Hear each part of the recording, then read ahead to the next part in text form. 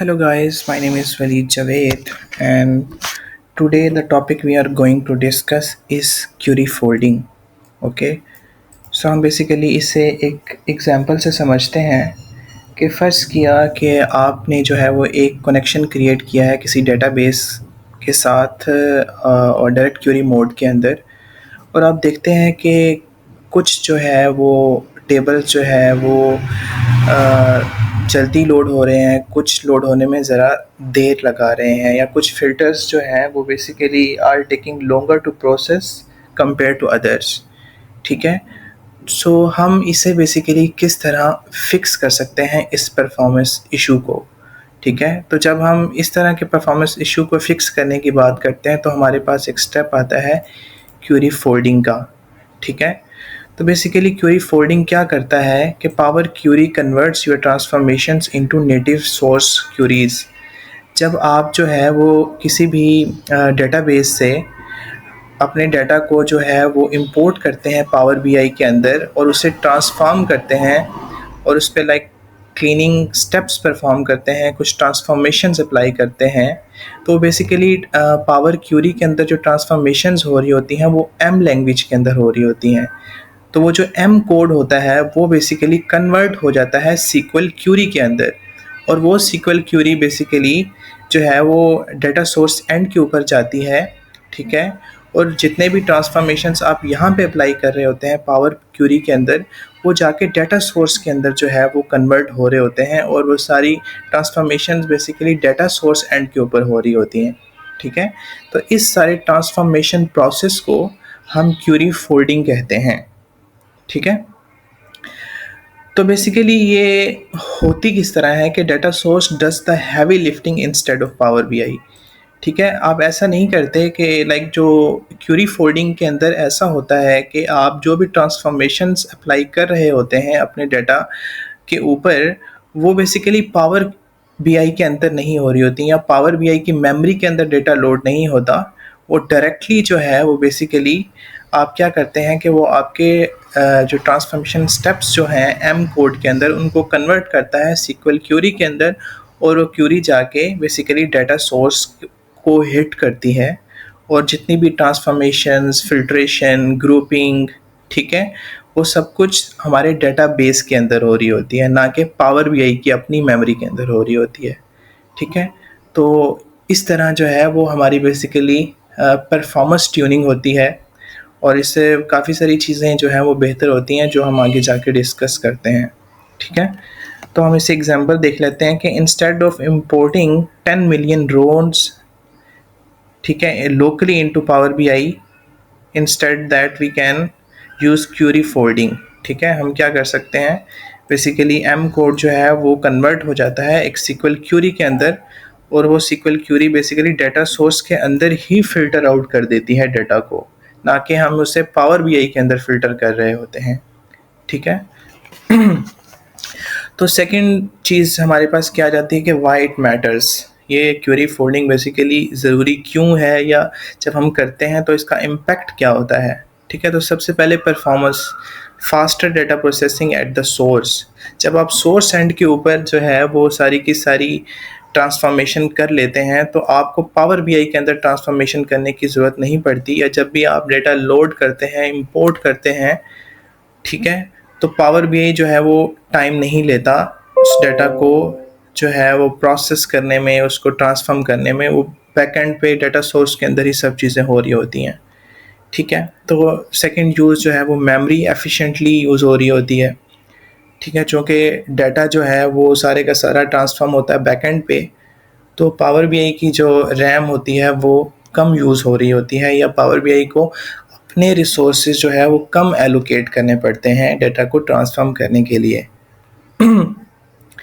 और स्केलेबिलिटी जो है वो ज़ाहिर सी बात है, अगर आपके पास बहुत ज़्यादा डाटा है, मिलियंस ऑफ रिकॉर्ड्स हैं, तो तब जो है वो क्वेरी फोल्डिंग ज़्यादा अच्छे से काम करती है, क्योंकि इतने ज़्यादा डाटा सेट को, बल्कि डाटा सेट को जब हम ट्रांसफॉर्म करते हैं तो हमें बहुत ज़्यादा टाइम लगता है पावर बीआई के अंदर। तो जब हम उसे पावर बीआई के अंदर करने के बजाय उसे जो है वो डेटा सोर्स के अंदर ही करेंगे, तो हमें जो है वो बाकी एफिशिएंटली जो है वो हम उसको यूज़ कर सकेंगे। तो इसके अंदर कुछ कॉन्सेप्ट्स होते हैं, ठीक है। सबसे पहले फोल्डेबल स्टेप्स होते हैं, ठीक है। हम फोल्डेबल स्टेप्स की बात कर लेते हैं कि बेसिकली फोल्डेबल स्टेप्स क्या होते हैं।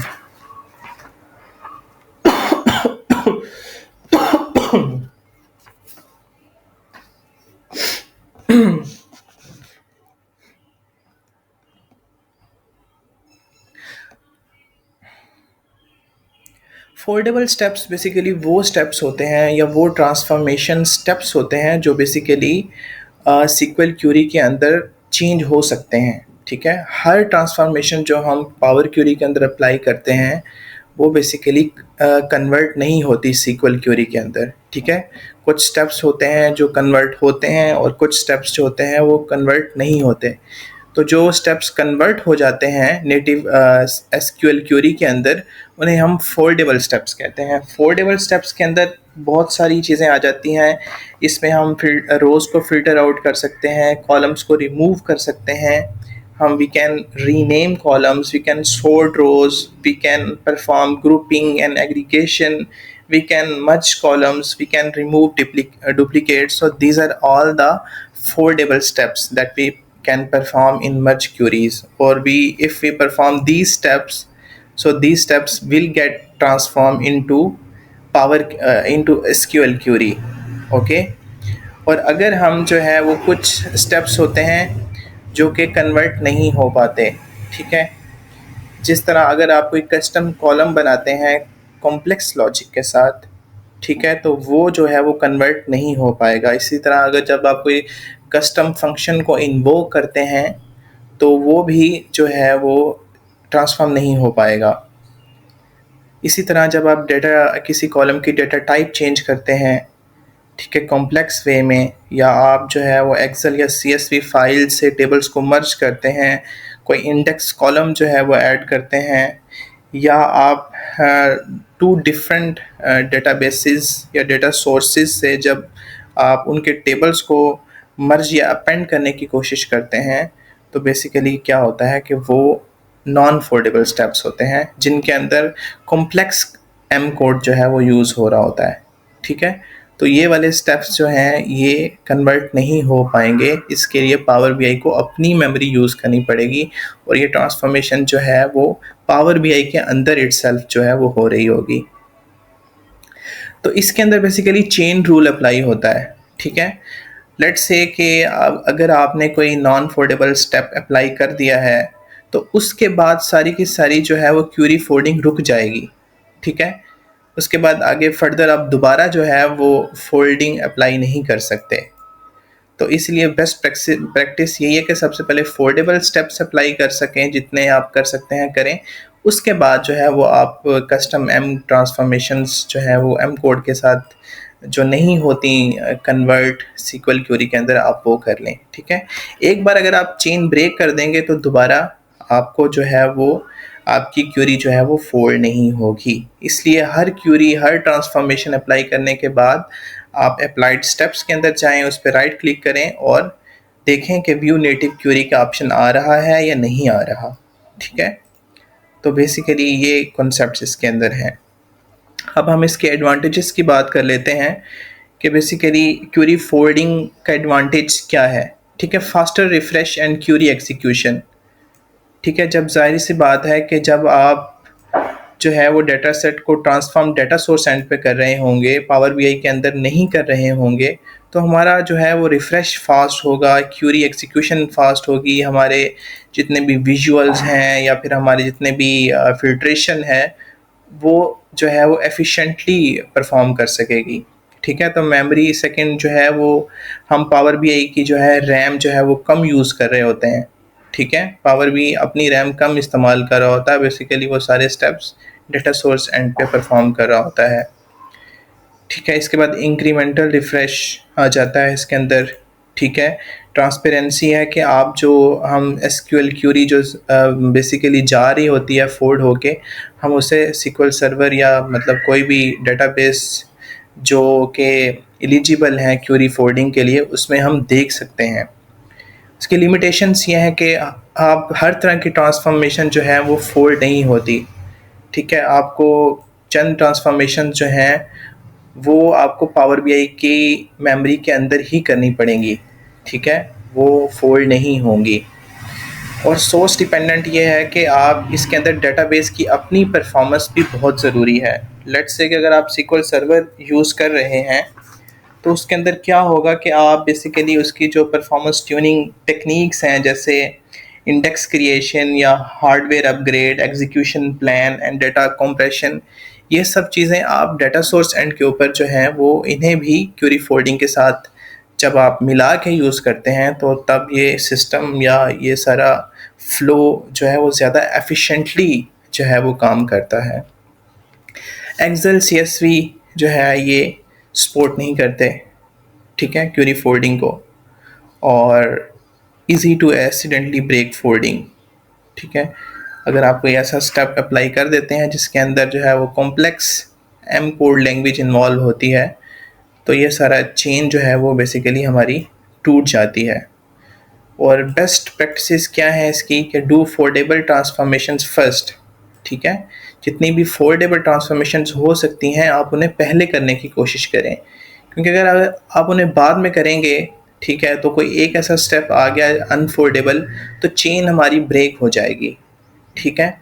और हर क्यूरी को, हर ट्रांसफॉर्मेशन को अप्लाई करने के बाद आप चेक करें कि आया इसके ऊपर क्यूरी फोल्डिंग अप्लाई हुई भी है या नहीं हुई, ठीक है। Avoid early custom functions, keep M code M functions for later steps, वही कि आप जो फोल्डेबल स्टेप्स हैं वो पहले कर लें और अनफोल्डेबल स्टेप्स जिनके अंदर एम फंक्शंस इन्वॉल्व होते हैं आप उनको बाद में करने की कोशिश करें ताकि हमारी चेन जो है वो ब्रेक ना हो, ठीक है। और एक चीज़ जो है वो आपने याद रखनी है, ठीक है, कि ये बेसिकली क्यूरी फोल्डिंग को कौन कौन से डेटा सोर्सेज जो हैं वो सपोर्ट करते हैं। तो उसके अंदर हमारे पास SQL सर्वर आ जाता है, ओरेकल आ जाता है, स्नोफ्लेक, पोस्टग्रेसक्यूएल और एज़्योर SQL आ जाती है, ठीक है। हर डेटा सोर्स के ऊपर आप इसे परफॉर्म नहीं कर सकते, तो ये चीज़ भी आपने याद रखनी है। अब हम बेसिकली इस क्यूरी फोल्डिंग प्रोसेस का फ़्लो देख लेते हैं कि चीज़ें किस फ़्लो में काम कर रही होती हैं। लेट्स से कि आपने किसी भी SQL सर्वर से आपने डेटा को इंपोर्ट किया पावर बीआई के अंदर और आप उसके ऊपर कुछ ट्रांसफॉर्मेशंस जो है वो अप्लाई करना चाहते हैं पावर क्यूरी के अंदर। लेट्स से आप रोज़ को फ़िल्टर आउट करना चाहते हैं, आप ग्रुप बाय कॉलम्स या एग्रीगेशन या डेटा को सॉर्ट करना चाहते हैं या फिर जॉइन टेबल्स करना चाहते हैं, तो होगा क्या सबसे पहले कि power query generates M code. हर जो ट्रांसफॉर्मेशन का कोरस्पॉन्डिंग कोड जो होगा वो बेसिकली एम कोड होगा। आप पावर क्यूरी के अंदर जितनी भी ट्रांसफॉर्मेशंस अप्लाई कर रहे होते हैं उसके लिए एक लैंग्वेज यूज़ हो रही होती है जिसे हम एम लैंग्वेज कहते हैं। तो आप जितने भी मैनुअली स्टेप्स परफॉर्म कर रहे होंगे वो बैकएंड पे एम लैंग्वेज के अंदर कन्वर्ट हो रहे होते हैं, ठीक है। जब वो कन्वर्ट हो जाएंगे तो उसके बाद हमारा क्यूरी फोल्डिंग इंजन जो है वो चेक करेगा कि और ऑल स्टेप्स फोल्डेबल, ठीक है, कि आपने जितने भी स्टेप्स अप्लाई किए हैं क्या वो फोल्ड हो भी सकते हैं, ठीक है, क्या उनके ऊपर जो है वो हम क्यूरी फोल्डिंग अप्लाई कर भी सकते हैं या नहीं, या इस डेटा सोर्स कंपैटिबल, ठीक है, कि क्या डेटा सोर्स एलिजिबल है क्यूरी फोल्डिंग के लिए या फिर नहीं, ठीक है। एनी कस्टम फंक्शन यूज, और अगर आपने कोई कॉम्प्लेक्स कस्टम एम लैंग्वेज या लॉजिक यूज़ की है, ठीक है, या फिर आपने कोई कॉम्प्लेक्स ट्रांसफॉर्मेशन यूज़ की है, तो अगर तो आप जो है वो फुलफ़िल करते हैं तमाम स्टेप्स को क्यूरी फोल्डिंग के लिए, ठीक है, तो हम चले जाएंगे क्यूरी फोल्डिंग के ऊपर, ठीक है। तो जब आप क्यूरी फोल्डिंग के अंदर चले जाएंगे तो all steps can be translated to native queries, ठीक है। तो जितने भी आपके स्टेप्स हैं वो नेटिव क्यूरीज के अंदर कन्वर्ट हो जाएंगे, यानी सिलेक्ट स्टेटमेंट के अंदर कन्वर्ट हो जाएंगे, ठीक है। तो अगर आप नहीं फुलफ़िल करते तो आपके पास बेसिकली जो है वो नॉन फोल्डेबल स्टेप डिटेक्टेड ये वाला जो है वो आपको मैसेज आ जाएगा, ठीक है।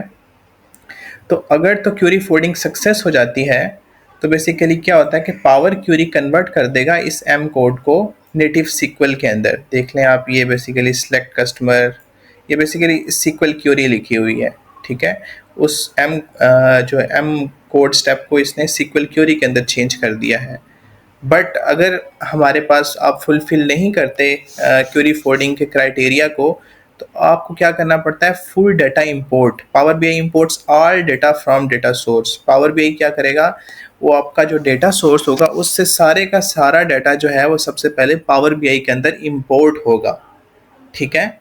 और इंपोर्ट होने के बाद आपको पावर बीआई के अंदर जितनी भी प्रोसेसिंग करनी पड़ेगी, और जब वो आप करेंगे, ठीक है, फ़र्ज़ किया कि आपके पास जो है वो 10 मिलियन रोज़ है, ठीक है, आप उनको फ़िल्टर आउट करना चाहते हैं, तो उसके लिए आपको जो है वो बेसिकली मेमोरी यूज़ करनी पड़ेगी, ठीक है, लोकल सीपीयू यूज़ होगा आपका, ठीक है। ईच एंड एवरीथिंग जो है वो आप लोकल सीपीयू या पावर बीआई जो है मेमोरी रिसोर्सेज को जो है वो यूज़ कर रहे होंगे, ठीक है।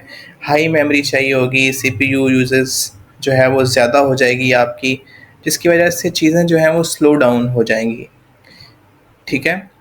लेकिन अगर आप क्यूरी फोल्डिंग के थ्रू करेंगे तो ये सारे स्टेप्स जो है वो लोकल मेमोरी के बजाय आपके एसक्यूएल सर्वर या जो आपका कंपैटिबल डेटाबेस है या डेटा सोर्स है उसके अंदर हो रहे होंगे, ठीक है। जिसकी वजह से आपकी यही सारी चीज़ें जो हैं वो उलट हो जाएंगी, यानी स्लो, यहाँ स्लो परफॉर्मेंस है तो वहाँ फास्ट परफॉर्मेंस हो जाएगी, ठीक है।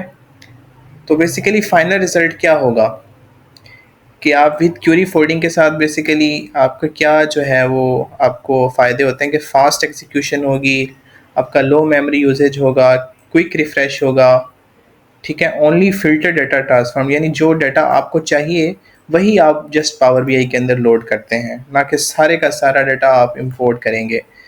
और विदाउट क्यूरी फोल्डिंग जो है वो ज़ाहिर सी बात है स्लो एग्जीक्यूशन होगी, क्योंकि डाटा सेट हमारे पास बहुत ज़्यादा बल्की होता है, मेमोरी बहुत ज़्यादा यूज़ होगी।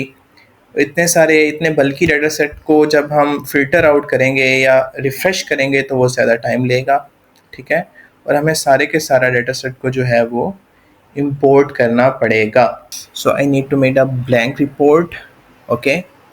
और हमने देखा था कि कौन से हमारे पास डेटाबेसेस जो हैं वो कंपैटिबल हैं क्यूरी फोल्डिंग के लिए, उनमें से एक सीक्वल सर्वर भी है, ओके। तो हम जो है मेरे इसको कनेक्ट करते हैं अपने सीक्वल सर्वर से।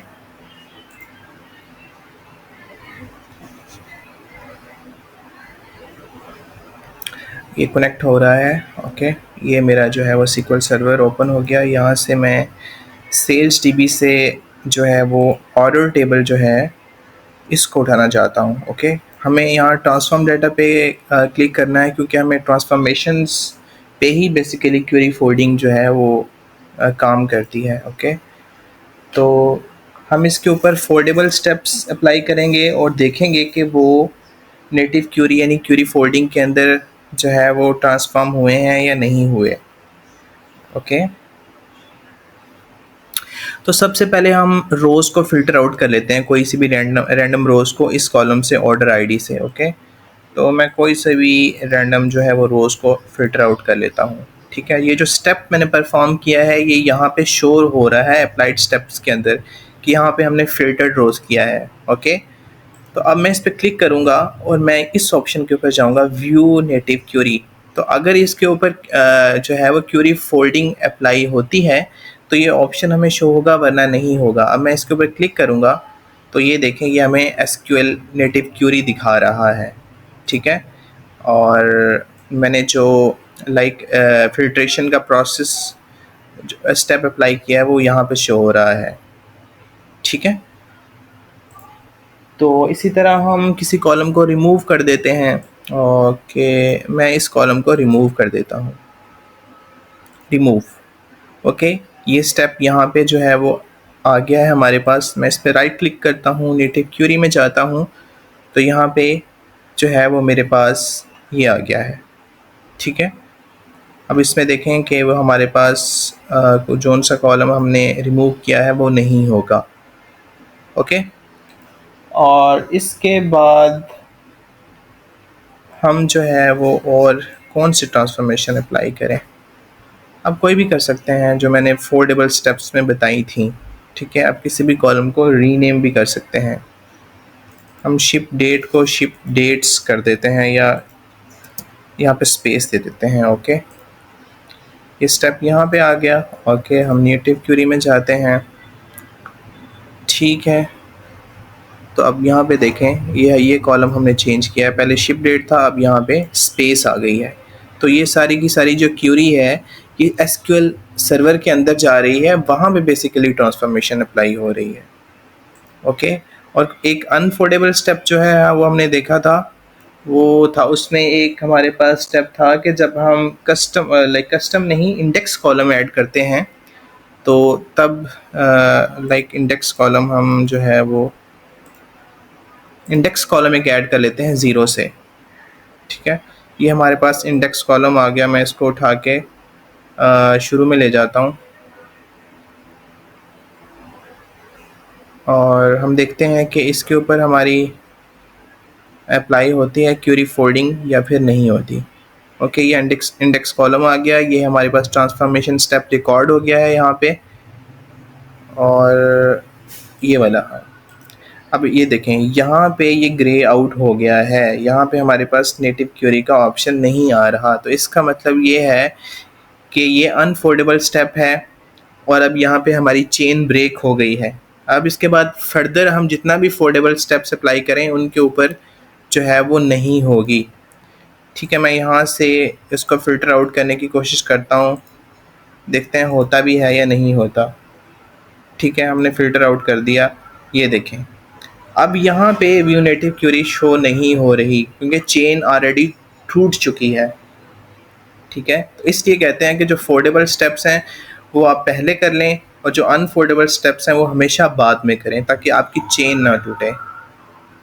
तो इस तरह बेसिकली हम अपनी परफॉर्मेंस को ट्यून कर सकते हैं। ओके, और ताकि पावर बीआई जो है वो एफिशिएंटली अपने रिसोर्सेज को एलोकेट कर सके और हमारी जितनी भी ट्रांसफॉर्मेशंस हैं, हमारा डेटा रिफ़्रेश, लोड, सब कुछ जो है वो एफिशिएंटली हो सके।